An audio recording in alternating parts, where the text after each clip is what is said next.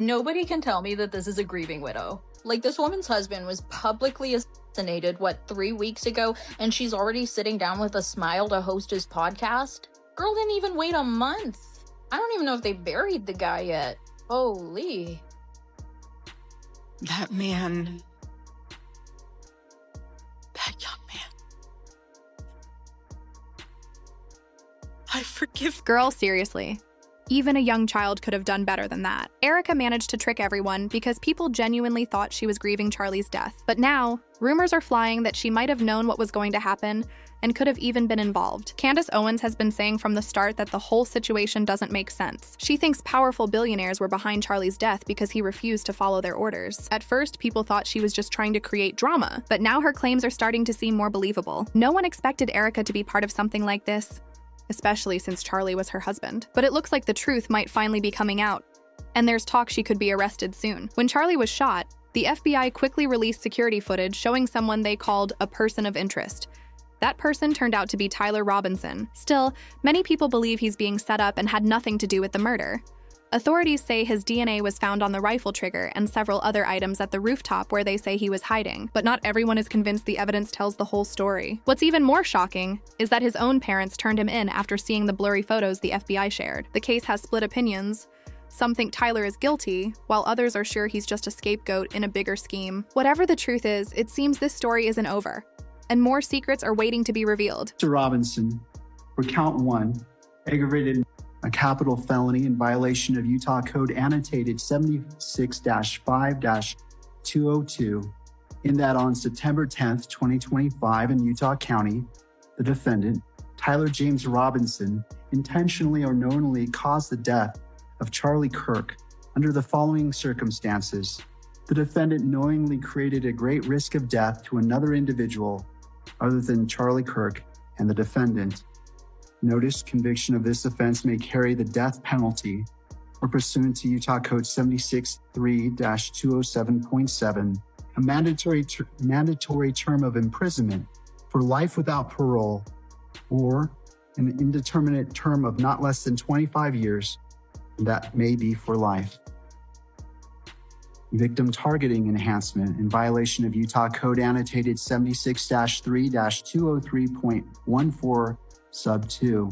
Tyler James Robinson intentionally selected Charlie Kirk because of Tyler James Robinson's belief or perception regarding Charlie Kirk's political expression. Notice if the trier of fact finds beyond a reasonable doubt that the victim targeting enhancement applies, the sentencing judge or the Board of Pardons and Parole shall consider the defendant's selection of the victim as an aggravating factor. From the moment Charlie died, a lot of people thought her behavior was odd. Shortly after Candace Owens appeared on her show pointing out strange details about Charlie's death, Erica suddenly removed her from the guest list for his memorial. That alone made people suspicious. Normally, you'd expect a grieving spouse to want the truth about their partner's death, especially if there were signs it might have been planned. But instead of supporting calls for answers, Erica seemed to push away the one person actually asking questions. To many, it looked like she was trying to stop the conversation before it even began. Things got even stranger because she seemed to accept Charlie's death very quickly. She even went on stage to give a speech saying she forgave him, but her tone and expressions didn't feel genuine. Viewers said she sounded distant, almost like she was reading lines instead of speaking from the heart. Her reaction only added fuel to the idea that Erica might know more about what really happened than she's letting on. A couple of weeks ago, before Charlie lost his life, Charlie was in the Hamptons. He had essentially what was staged, an intervention was staged by Bill Ackman, because Charlie's rational thoughts about Israel were a no-no. This is not the route that you should be going on. And Charlie was surrounded by his friends, his quote-unquote friends. Bill Ackman was very upset, and threats were made. He was asked to dispute this narrative. Max Blumenthal went out to him today, and Bill Ackman came back and said, I have receipts I can show you, and he did not provide the receipts. It was at this time that Bibi Netanyahu was called and Charlie was invited to Israel. This was an under duress situation, I would say. And I know that Charlie was offered a ton of money in this moment. Turning point, I guess, if it needed to go to a higher level, would have gone to an even higher level than it already was at. And I know for a fact that Charlie denied that funding. Are all of us, collectively, the globe, we're tired of you guys, okay? It's always about money, threats, all of this stuff. It's ridiculous. Do what we say or we'll ruin your life. We're gonna call up all our friends and we'll just start writing hit pieces about you and we'll destroy you. Do what we say or we'll have you canceled. We'll have your sponsorships dropped. Do what we say or we'll make sure that you're fired. We'll put pressure so that you can't earn an income. If you're still not gonna listen to us and you survive that, we're gonna sue you for everything you have. You guys suck, okay? We don't care about your money. We are tired of it. This reveals who you are, not who I am. The truth should be enough. I've offered him my platform. If there is more you'd like to say, Bill, why is everything about money to you? Why do you think having money makes you a decent human being? Why are you so soulless? What is wrong with you? Do you understand that spiritually something is wrong with you? If your instinct, just so you guys know, regular people don't behave like that. I want you to know, because I don't think you recognize your own flaws. When regular people have like a little tiff, they just have a conversation, okay? So like if I have a disagreement and I say, it's not what I did, I don't say, I'm gonna destroy your life, okay? I'm gonna make you lose your job and I'm gonna sue you, okay? That's a demonic force that lives in you. But you have to know, your money instinct is not right. It's crazy. And everyone's paying attention to it.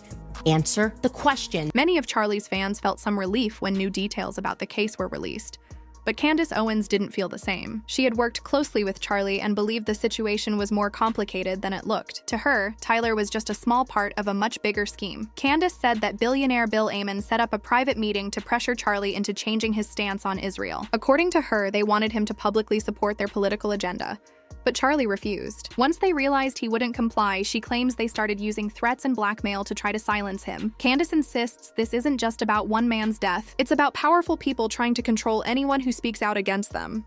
Her statements have sparked even more online debate. Some people think there's definitely something suspicious going on, while others believe she's just stirring the pot. Either way, her claims have added new tension to an already complex investigation and left everyone questioning whether Charlie's death was really what it seemed, or part of something much deeper and more dangerous. My husband, Charlie,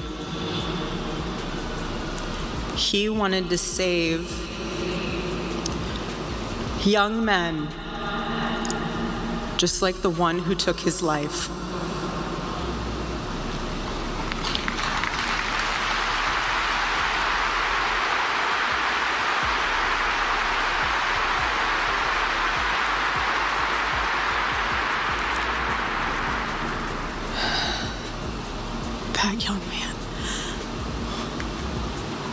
That young man, on the cross, our Savior said,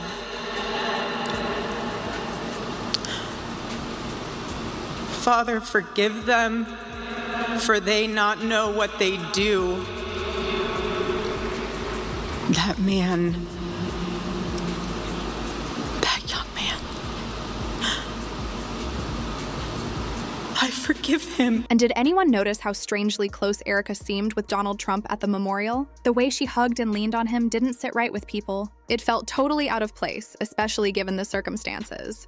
Now, many are questioning what's really going on between them, since the whole interaction looked suspicious and only added more confusion to an already unusual situation.